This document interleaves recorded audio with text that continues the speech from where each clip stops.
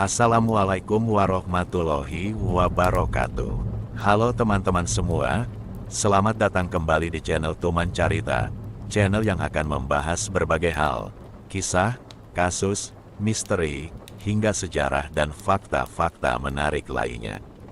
Pada video kali ini, admin akan menceritakan kasus pembunuhan preman di Lapas Cebongan yang dilakukan oleh beberapa anggota Kopassus.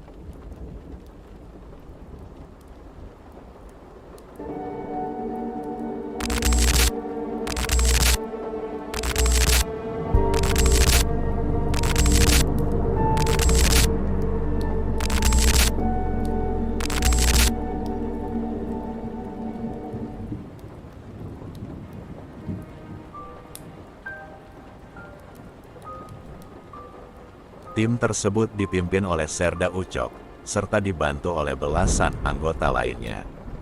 Kisah bermula di tanggal 19 Maret pada tahun 2013, yaitu pukul 2:30, di mana saat itu sekelompok preman tiba di Cafe Hugos di Jalan Laksa Adi Sucipto, Sleman, Yogyakarta.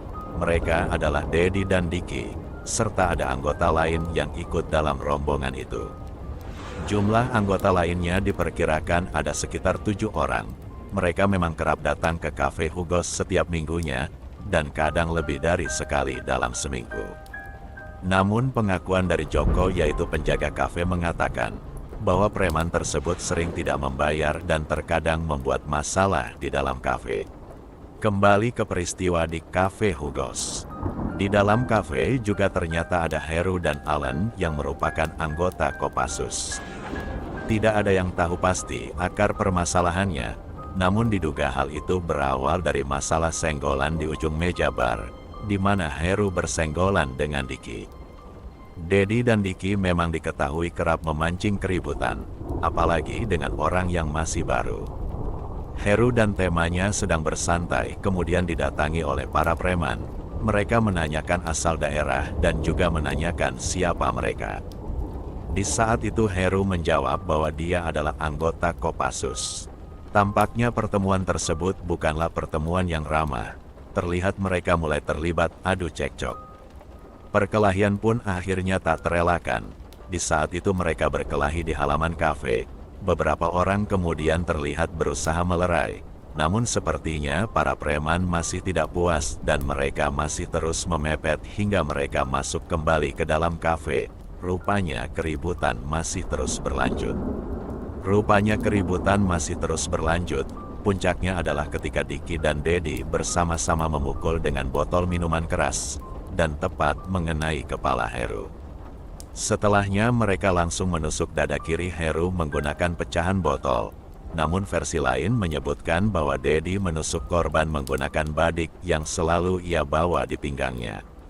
Di saat korban sudah tak berdaya, rombongan preman tersebut melancarkan bertubi-tubi serangan dan melempari korban menggunakan gelas dan juga botol. Rekan korban dan juga beberapa orang kemudian berusaha menarik Heru Santoso, memisahkannya dari para preman. Namun Diki dan Dedi masih terus menyerang korban. Bahkan beberapa anggota preman juga masih ikut membantu menginjak-injak korban yang sudah tidak berdaya. Heru Santoso kemudian dimasukkan ke dalam taksi dan dibawa ke rumah sakit. Informasi selanjutnya menyebutkan bahwa Heru Santoso pada akhirnya meninggal dunia. Sementara saksi di lokasi mengatakan para preman tertawa di depan kafe dan kemudian berteriak, "Saya telah membunuh orang. Saya telah membunuh orang." Ia mengucapkan seolah sangat bangga dengan apa yang ia lakukan. Tidak membutuhkan waktu yang lama. Bukti dan saksi mata sudah jelas. Polisi pun langsung meringkus 4 preman yang terlibat dalam pembunuhan. Namun meski demikian menurut security cafe yaitu Joko, pelaku yang mengeroyok bukan hanya 4 orang. Namun total semuanya diperkirakan ada lebih dari 8 orang. Otak dari pembunuhan tentu saja adalah Diki dan juga Dedi. Sementara persidangan berjalan, keempat preman tersebut ditahan di Lapas Cebongan dan dimasukkan ke dalam sel A5. Sel tersebut sudah berisi lebih dari 30 napi. Rudi Handoko juga mendekam di dalamnya. Dia mengisahkan ketika mereka dimasukkan ke dalam sel. Dengan bangga Diki menceritakan alasan mereka dijebloskan ke penjara. Mereka baru saja membunuh anggota TNI. Begitupun dengan Ade, salah satu anggota dari preman tersebut. Ade pun sama terlihat sangat bangga dan mengatakan bahwa ikut membunuh Heru Santoso dengan memukul kepala Heru Santoso. Mereka saat itu tidak menyadari bahwa nyawa mereka kini dalam incaran anggota Kopassus yang lain. Di tempat yang berbeda, yaitu di tempat pelatihan Gondosuli Gunung Lawu, Komandan Grup 2 Kopassus Kandang Menjangan Kartasura meminta kepada seluruh prajurit untuk bersabar. Komandan saat itu menginformasikan bahwa rekan mereka yaitu Serka Heru Santosa gugur di Cafe Hugos setelah ditikam oleh para preman. Komandan mengatakan agar menahan diri, tapi tentunya tidak semudah itu. Darah para prajurit seakan mendidih mendengarkan mereka dibunuh dengan cara yang sangat sadis. Begitupun dengan Serda Ucok Tigor Simbolon atau kerap dipanggil dengan nama Serda Ucok. Ia berusaha sekuat mungkin menahan emosi namun masih tetap mencari tahu informasi para preman tersebut. Disinilah diperoleh informasi ternyata kelompok preman tersebut juga pernah menyerang anggota lainnya. Anggota yang diserang adalah Sertu Riono yang merupakan anggota Kodim 0734 Yogyakarta.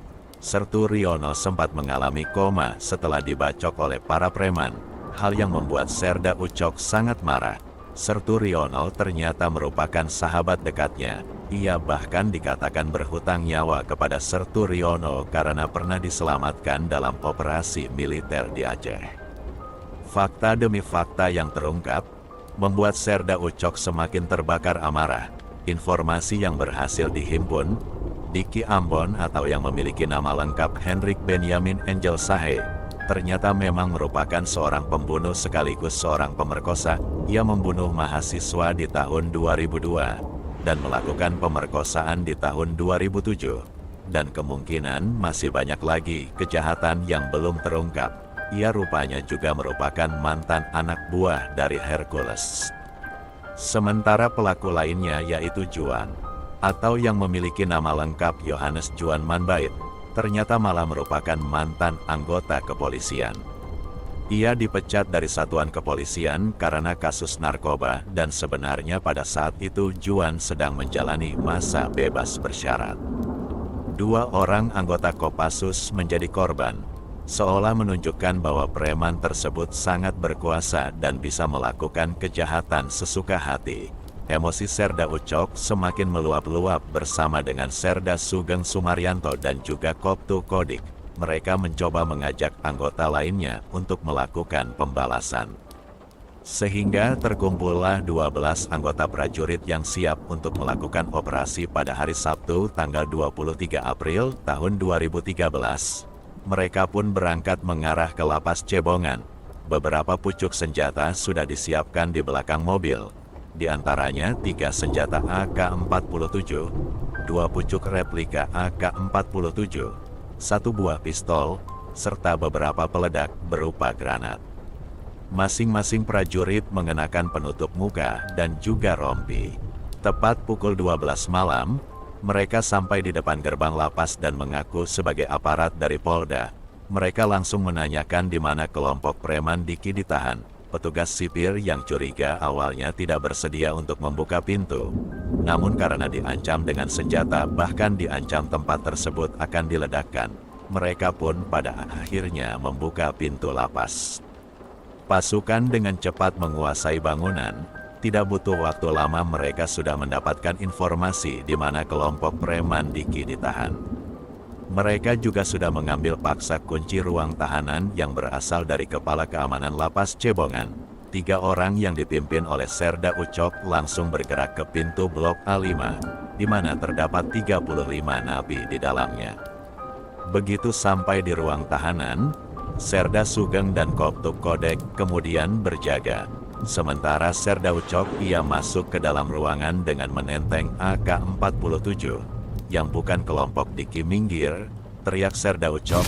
Otomatis 31 napi lainnya langsung memisahkan diri hingga menyisakan 3 orang di bagian kanan. Mereka terlihat ketakutan dan mengangkat tangan mereka ke atas. Dengan tiba-tiba senjata AK-47 langsung menyalak menumbangkan ketiga orang tersebut. Setelahnya senjata AK-47 itu macet. Ia pun kemudian keluar dan bertukar senjata dengan Serda Sugeng. Serda Ucok kemudian kembali masuk ke dalam ruangan, mencari orang terakhir yang masih tersisa. Mana pelaku satunya lagi? Puluhan napi pun langsung menyingkir menyisakan seorang napi bernama Ade yang terlihat berdiri gemetar di dekat pintu kamar mandi. Tanpa ada sepatah kata pun, dengan tiba-tiba senjata kembali menyalak dan seketika menewaskan Ade. Keempat preman tersebut kini sudah tewas. Beberapa kali para prajurit melihat jam di tangannya. Mereka kemudian menuju ke ruang CCTV dan mengambil semua rekaman yang ada. Seluruh aksi tersebut hanya dilakukan kurang lebih 10-15 menit. Waktu yang bisa dibilang sangat singkat menunjukkan bahwa pelaku adalah orang yang terlatih dan juga sangat profesional. Singkat cerita, kasus penyerangan di Lapas Cebongan menjadi headline di berbagai media massa. Sampai dengan 1 minggu penyerangan, pihak kepolisian masih terus mendalami siapa sebenarnya pelaku penyerangan tersebut. Hingga di minggu kedua pada akhirnya pihak TNI menunjukkan hasil investigasi dan mengatakan bahwa penyerang adalah anggota Kopassus. Admin tidak akan membahas lebih bagaimana proses persidangan yang berlangsung. Pada intinya Serda Ucok divonis dengan 11 tahun penjara, Serda Sugeng divonis 8 tahun penjara, dan Koptu Kodir 6 tahun penjara. Meskipun banyak perdebatan mengenai vonis yang diberikan, namun yang menarik adalah respon dari masyarakat. Tanggapan masyarakat di berbagai media sosial, terlepas dari pelanggaran yang dilakukan, rupanya sebagian besar masyarakat mendukung apa yang dilakukan oleh anggota Kopassus. Mereka menganggap tindakan tersebut adalah aksi heroik, memberantas para preman yang sudah meresahkan masyarakat. Komentar yang muncul di berbagai media sosial cenderung memberi simpati kepada Serda Ucok. Menunjukkan bahwa masyarakat memang sudah sangat muak dengan aksi premanisme dan menginginkan tindakan yang tegas. Itulah kisah penyerangan Lapas Cebongan yang dilakukan oleh prajurit Kopassus. Jika ada kesalahan, informasi yang kurang, ataupun pendapat yang berbeda, silakan tuangkan dalam kolom komentar di bawah. Sampai di sini video dari Tuman Carita, sampai jumpa kembali di video selanjutnya. Wassalamualaikum warahmatullahi wabarakatuh.